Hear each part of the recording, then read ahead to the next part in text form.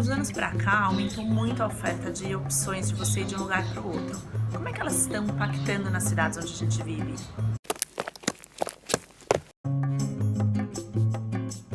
Para discutir essa nova mobilidade e maneiras como as cidades podem se tornar mais ágeis, resilientes e sustentáveis, a gente teve alguns convidados bastante especiais falando sobre o tema. A Ida Svab, da Poli, que tem um grupo de estudos sobre gênero e pensou muito na questão da mulher na rede de transportes e no uso dos espaços públicos. A Luciana Nicola, que é do programa Bike Itaú, que criou uma rede de sistema de compartilhamento de bicicletas pelas cidades do Brasil. E o Pedro Baumgratz, que é da iniciativa Bloomberg de Segurança Global no Trânsito, que visa diminuir o número de acidentes. Eles trouxeram números e dados bem interessantes para aprofundar nossa discussão. Se liga aí. 1/3 dos deslocamentos da região metropolitana são feitos a pé. 1/3 na região metropolitana é muita coisa. E quantas políticas de transporte a gente viu até hoje para mobilidade a pé? Então, eu acho que é uma questão para a gente se colocar. A gente trata a calçada como via. Quando a gente fala assim, então, a via pública, a via urbana, o que vem na cabeça de vocês? Não vem uma calçada, eu tenho certeza. Vem piche, no máximo vem um pavimento de concreto, a gente pensa um pouquinho aí no corredor de ônibus. Mas não vem a calçada. E a calçada abriga 1/3 dos nossos deslocamentos. Quais são os grupos que mais fazem esse tipo de deslocamento? São principalmente as mulheres e as crianças. As crianças muito por conta do motivo de ir para a escola, de voltar para a escola. E esses deslocamentos das crianças são muito representativos. E voltar da escola é uma coisa que faz muita diferença do ponto de vista da organização dos deslocamentos da cidade como um todo. E aí eu pergunto, quanto a gente ouve as mulheres e as crianças? Quando eu falo de segurança física e psicológica, eu estou falando da segurança física, eu quero chegar inteira, tipo, não ser assaltada, não ser atropelada, mas eu também quero não ser assediada. Eu quero fazer o meu trajeto qualquer que eu deseje fazer, na rua, no transporte, de uma maneira, por isso que eu coloquei a integridade psicológica, de uma maneira tranquila, de uma forma que eu não fique naquele estado de angústia o tempo todo. Será que eu vou chegar? Será que alguém vai me abordar ali? Será que vai acontecer alguma coisa? Eu não devia ter vindo por essa rua. E isso molda a forma com que a gente vê o mundo e a forma com que a gente anda pela cidade. Não estou falando de acessibilidade, eu estou falando, inclusive, de acesso às oportunidades. Se eu não chegar numa oportunidade, num espaço, se eu não for capaz de sair da minha casa e chegar numa oportunidade de emprego, esse emprego não é acessível para mim. Essa escola não existe como oportunidade para mim. Então, quando eu estou falando de acessibilidade, é uma acessibilidade mais ampla e aí real, ou seja, qual é a cidade real para cada pessoa? E aí a gente tem que falar um pouco da oferta de transportes, da oferta de transporte. Aquela ideia genérica, transporte, olha que bonito. Não, transportes, por quê? Porque a gente tem que pensar nos vários modos, não é pensar só no metrô, só no trem, só no ônibus, mas pensar em todos os modos e na integração desses modos, em como eles devem ser uma rede, um sistema. Quantas vezes a gente faz um levantamento de requisitos com quem usa? De verdade. Vamos pensar no processo de projeto dos transportes, de planejamento e projeto dos transportes.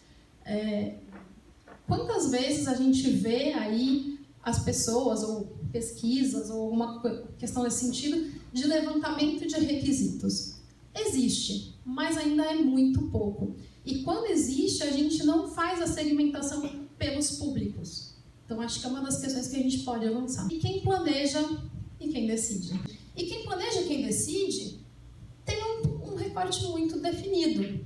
A gente não está falando de pessoas pobres. A gente não está falando das pessoas negras. A gente não está falando, em geral, das mulheres. Então, se a gente conseguir diversificar quem planeja e quem decide, eu acho que é um dos passos para a gente ter projetos mais inclusivos e mais diversos.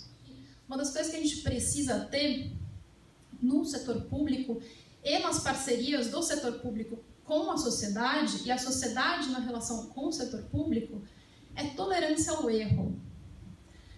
E não achar que todo erro é um caso de corrupção ou matéria de jornal.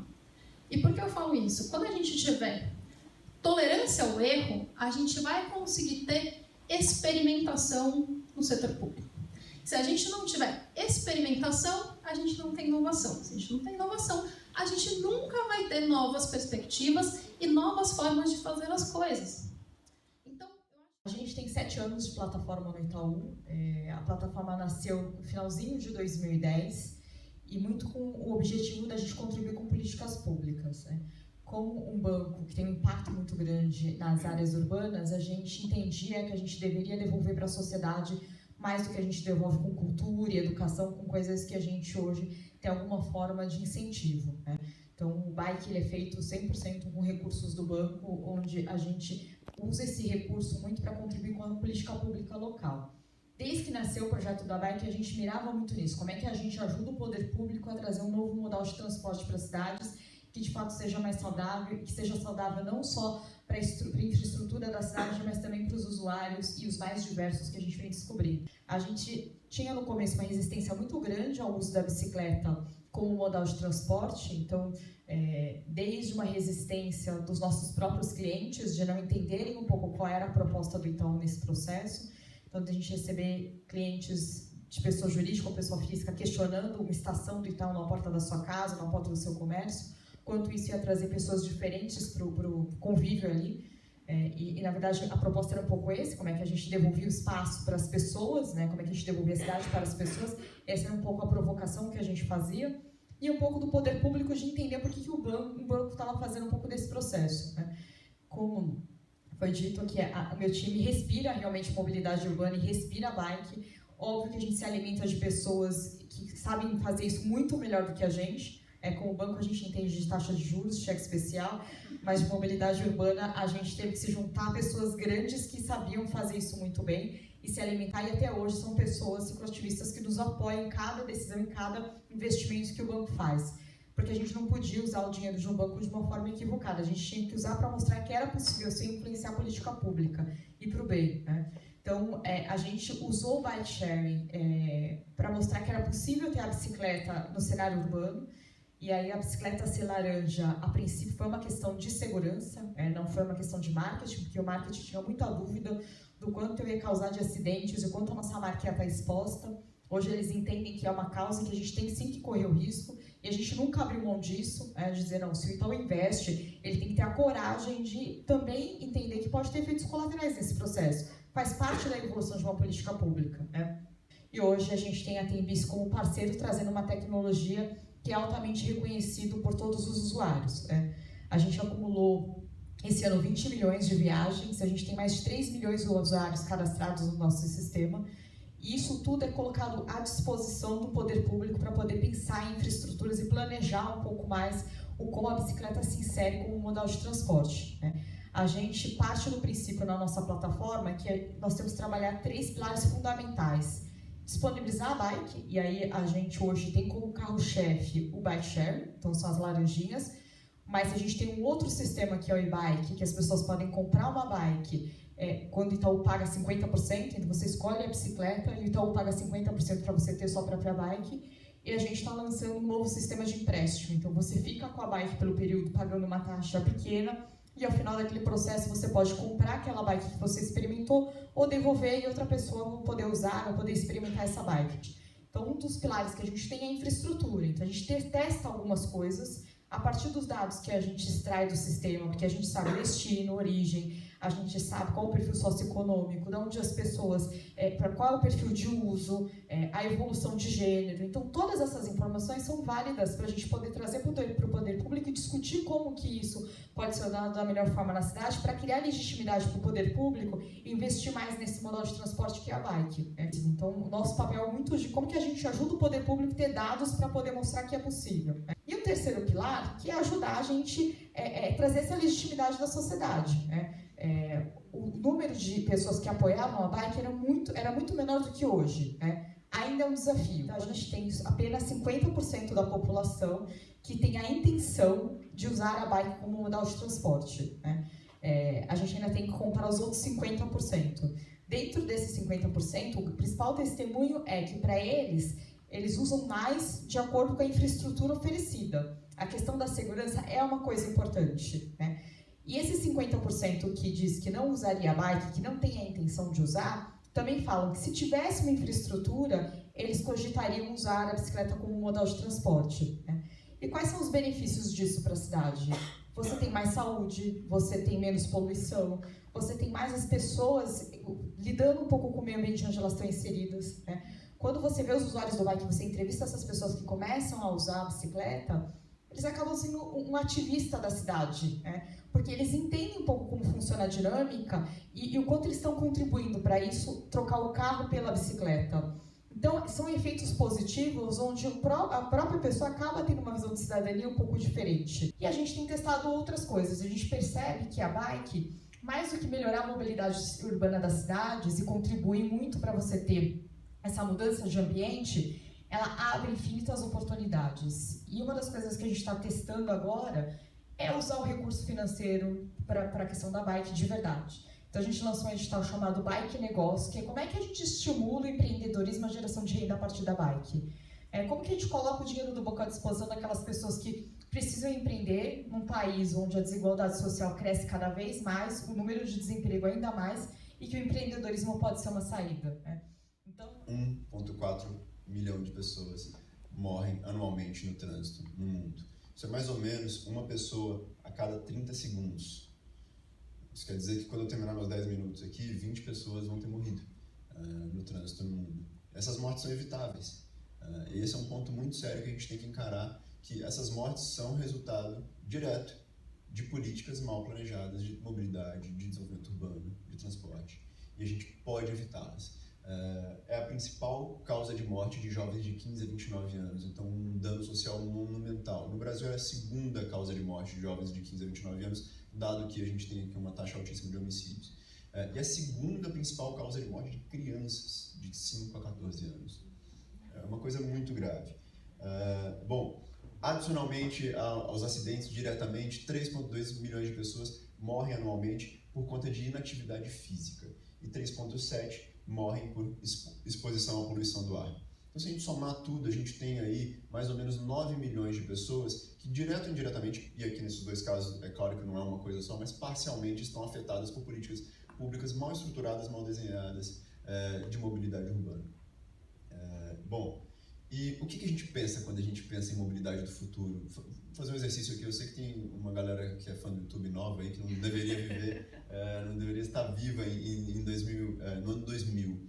Mas se a gente voltar para 2000 e pensar o que seria a mobilidade de 2018, ou se a gente pegar e fizer esse exercício hipotético nesse momento, o que é a mobilidade do futuro, o que é a mobilidade de 2030, quando a gente tiver lá os Objetivos de Desenvolvimento Sustentável da ONU, é uma cidade assim?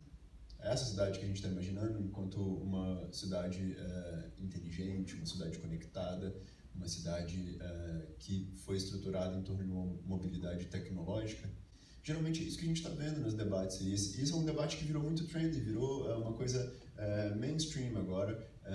Falar de mobilidade, falar de tecnologia, falar de cidades. Isso era uma coisa nichada que agora virou um valor econômico disso a partir do momento em que você teve mais de 50% da população no mundo vivendo em cidades. E o Brasil já vive isso há muito tempo. O Brasil já tem mais de 80% vivendo há algum tempo.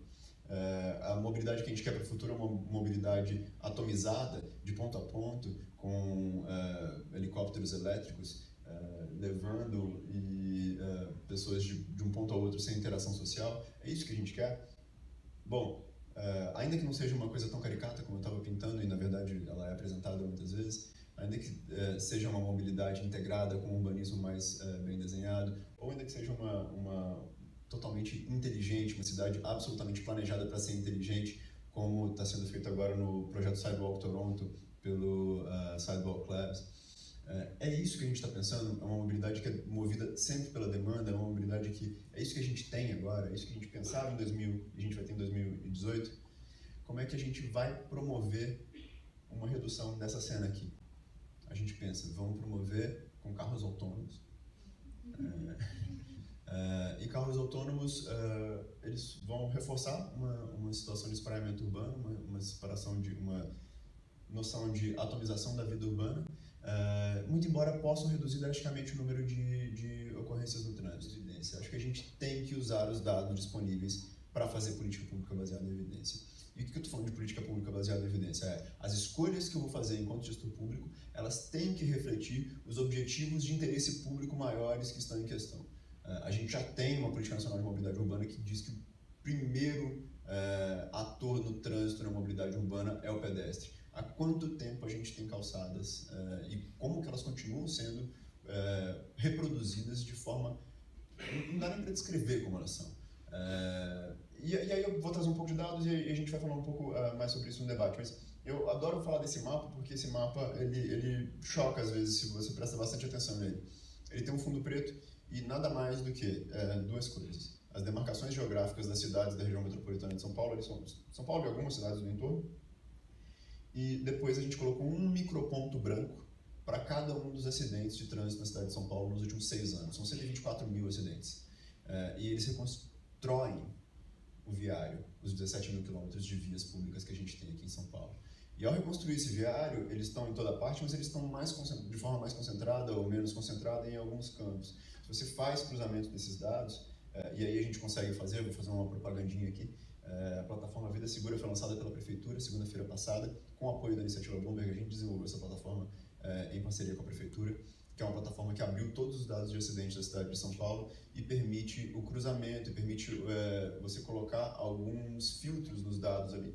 Esse aqui é um filtro que eu fiz como uma brincadeira aqui, pedestres, mulheres maiores de 60 anos, na cidade de São Paulo, onde mulheres idosas são atropeladas. Você pode ver ali que no centro sempre concentra atropelamento porque tem mais densidade. Mas olha que curioso, tem uma concentração monstruosa, não sei se está aparecendo aqui na tela, na Zona Sul.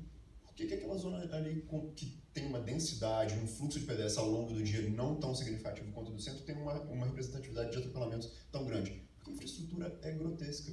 Um outro exemplo de como o dado pode ser utilizado para fazer política pública de qualidade. No eixo horizontal aqui a gente tem as horas do dia, de 0 a 24 horas. No vertical, as semanas do ano. A gente tem uma concentração, e esse é um gráfico feito com atropelamentos. A gente tem uma concentração brutal de atropelamentos no final da tarde. Entre outubro, final de outubro, começo de novembro e começo de fevereiro, reduz um pouquinho. Não tem vermelhidão aqui tão forte quanto no meio do ano, nem em janeiro aqui. Por quê? Horário de verão. Horário de verão faz com que não se coincida o fluxo de pedestres intenso no final do dia com o fim da luz natural. Então, com mais luz, menos gente é atropelada, menos gente morre por atropelamento. A gente pode fazer política pública de mobilidade segura, sustentável, com iluminação pública mais adequada. Mas no fim das contas, o que a gente tem na cidade hoje em dia é uma pirâmide que ela é uma pirâmide basicamente voltada para veículos automotores individuais. A gente tem mais ou menos 70% do espaço público destinado a 30% das viagens. Espaço público, 70% é destinado para veículos automotores. E aí depois a prioridade é para cargas. Em terceiro lugar para veículos de transporte coletivo e em último lugar para pedestres, ciclistas e afins. Isso está aqui, é investimento, a NTP já fez a conta. 80% dos investimentos públicos são focados no modo individual motorizado. E isso, acho que a ponte estaiada é a simbologia máxima disso. A gente tem que inverter. A gente tem que inverter isso, não porque tem uma pessoa falando, não porque a Política Nacional de Mobilidade fala, mas é porque é o correto de se fazer em termos de política pública baseada em evidência. Eu tenho 100 pessoas, como que eu vou favorecer o maior número delas? Como que eu vou favorecer todas? Na verdade, o que dói de advogar nessa área, o que dói de lutar nessa área, o que dói de fazer política pública na área de mobilidade sustentável e segura, é que essas políticas são ganha-ganha. Todo mundo sai ganhando quando se implementa. Tem algum outro privilégio envolvido aí que perde, sim, mas no final das contas a conta social para todo mundo é melhor. Você gasta menos dinheiro, todo mundo tem uma vida mais saudável, a conta fecha para todo mundo. E a gente fica reproduzindo desigualdades a partir de políticas públicas que não usam dados e evidências para serem estruturadas. E minha provocação aqui é bem simples, vamos usar os dados, já tem muito dado. Falta muito, falta demais. Mas vamos usar os dados para a gente poder entender, vamos entender qual que é o nosso objetivo, para daí escolher um instrumento, antes de escolher um instrumento sem saber qual que é o objetivo. É isso.